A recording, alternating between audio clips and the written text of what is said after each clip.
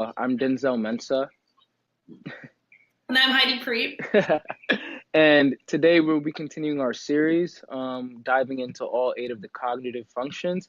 And today we'll be talking about extroverted thinking, external thinking, or also known as TE, in the cognitive function stack. This is the dominant or main function of ENTJs and ESTJs.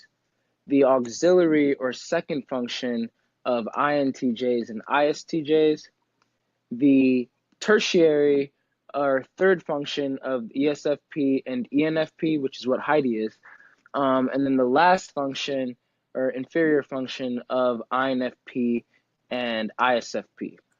So extroverted thinking, or TE, according to how I defined it, is concerned with getting results, logically strategizes the best optimal way to efficiently accomplish a set task, rarely considering the emotions of others or sometimes even their own emotions. Also, external and objective world. This function is most associated with going after one's desire ruthlessly because it's always paired with FI. And sometimes it can appear bossy or unethical, like if it's unhealthy. When we talk about it being like either bossy or unethical or whatever, that's usually because it's FI has been poorly integrated. So that might Right. be the case with like a very young ESTJ or ENTJ who hasn't kind of learned to take their moral values or the moral values that are at play in the situation into account. But yeah, I think there's like a lot of nails on the head there with TE is very concerned with objective logic. So this is kind of how you differentiate it from TI. I heard one time something like a really nice explanation of the decision-making axes that I heard was with FE and TI, people want to think independently but feel accurately. So they're looking to kind of align their feelings with the external world, but their thoughts are kind of independently explored. And with the TEFI axis, people want to feel independently but think correctly. So with TE, there's really this kind of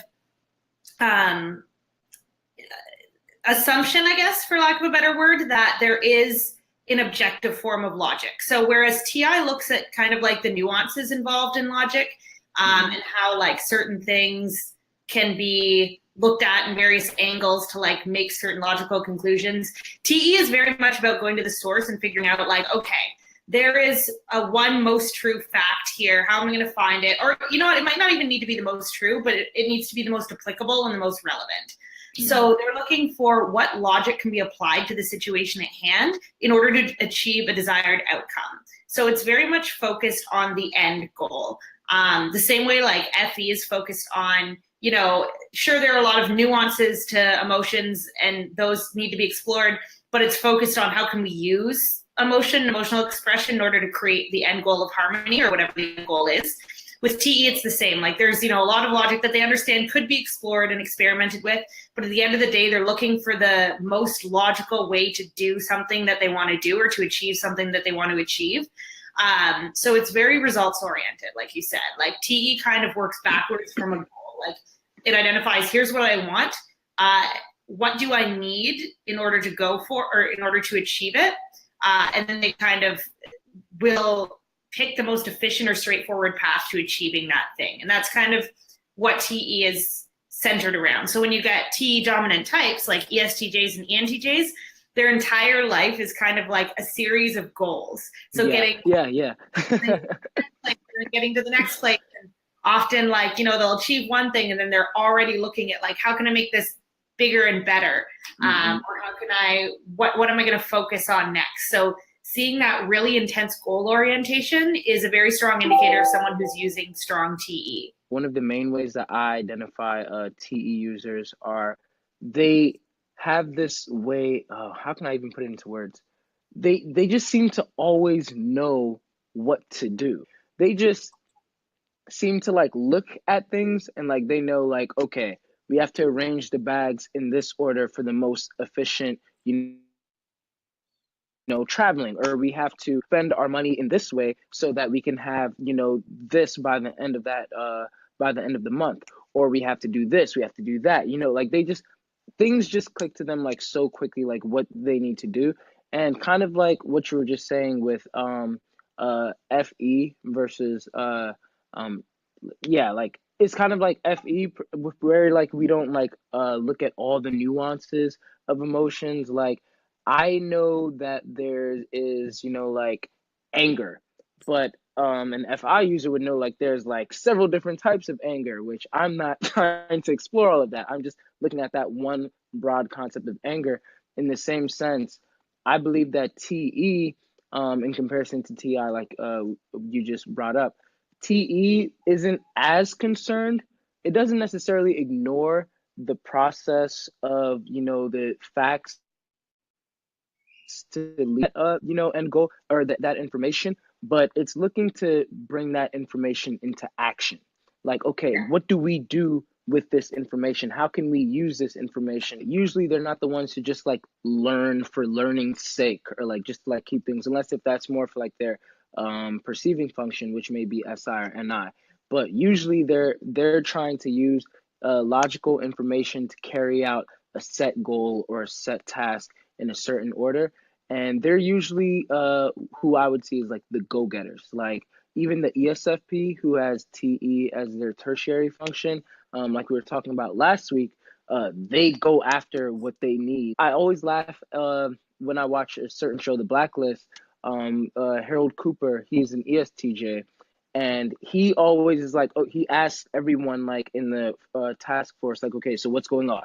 And they'll say like, okay, so the criminal's name is blah blah blah, and he does this and he does that and blah blah blah, and like they give all of this information, for those who are viewing, and then Harold is like, okay, but where is he? What, like, like you're giving me all this information, but what he's always thinking like, what do we do now?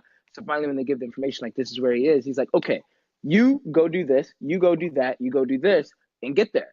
And it's just like because they need that information, yeah, but what they're mainly looking for, just like what you said, is results. They're looking Yeah. for that end goal to accomplish that task. So the main thing that I see with TE is using information to bring it into action to achieve that end goal. And this is why they can often be workaholics. So the first one I wanted to answer is, why do extroverted thinkers often want to be in charge of situations? And I feel like even as a tertiary extroverted thinker, that really like makes sense to me that TE users want to be in charge, because I think they see such an efficient route to getting what they want done, that it's frustrating to like try to even wait for other people to get to where they are. So like an example is like right now I'm traveling with a group of like 20 people, and every weekend we go on like a different trip, and every weekend I'm like, I'm gonna sit this one out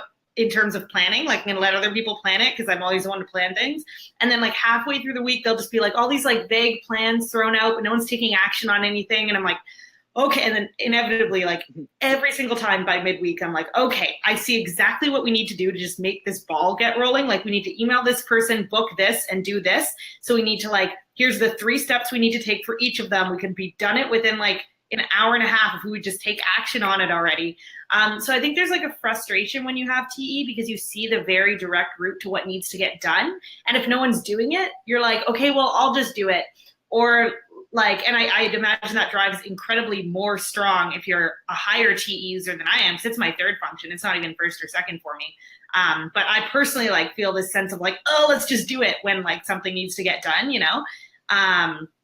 So I think that's why TE users like to be in charge. I don't even think it's necessarily like power for the sake of power, though, that could be involved. I actually think it's just that they see such a direct route to getting something done that like it doesn't make sense to delegate it or to wait for someone else to take charge of it. But I think, if you had a very competent person in a leadership position, TE would be fine with that. Like they would be fine with letting them take control of the situation if they felt they were like competent and able and were getting things done efficiently. So I don't think it's like control for the sake of control. I think it's just that they want to see something get done and they know that they're capable of making it get done.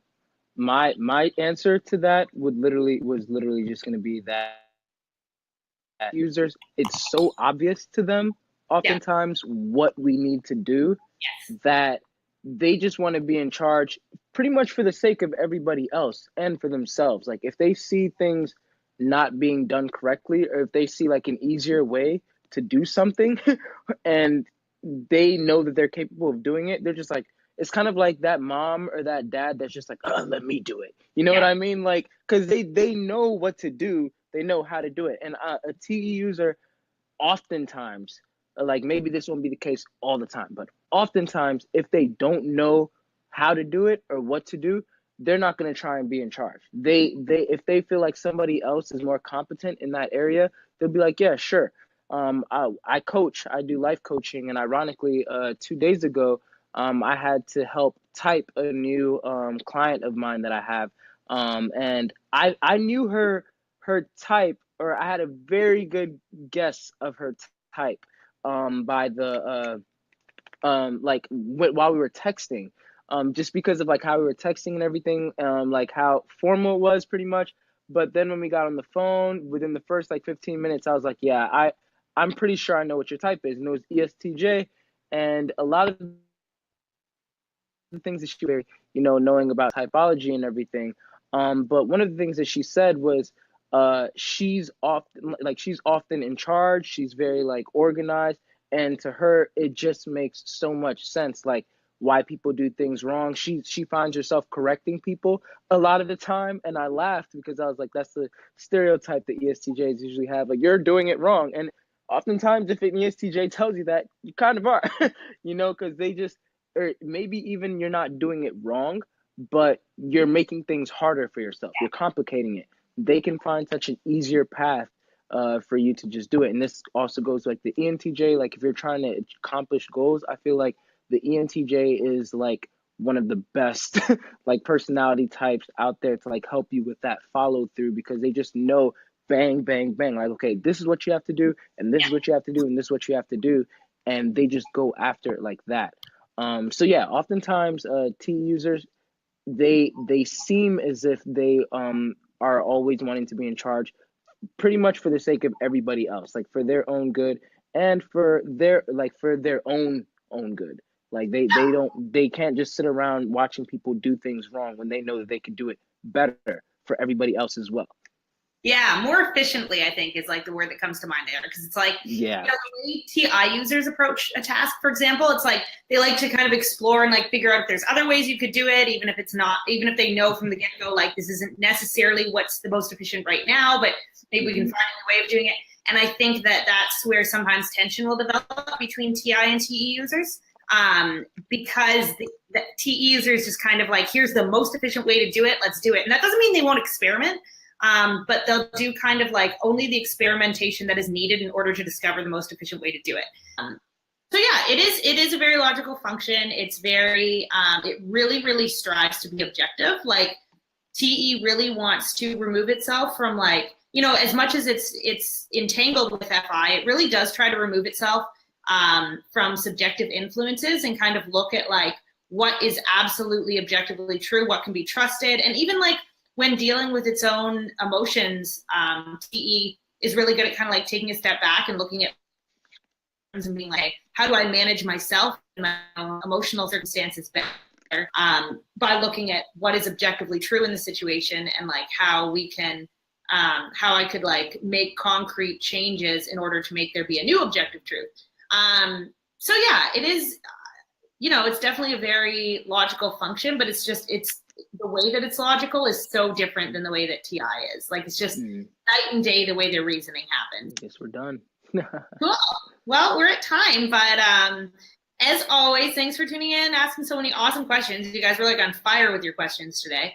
We will see you then. For sure. Done. All right. Ciao.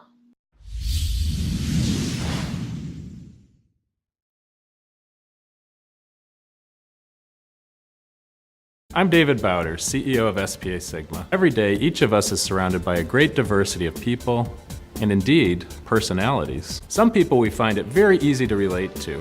Others, not so much so. Our program exists to help you make sense of your own personality, as well as the diverse personalities around you, to help you improve both your personal and professional lives. Shakespeare said, to thine own self be true. We'll teach you to understand how to reach the diverse personalities around you, to communicate with them in a way that integrates who you are with who they are. So enough talk about all this. Welcome to SPA Sigma's Personality Quotient PQ program. Enjoy the journey.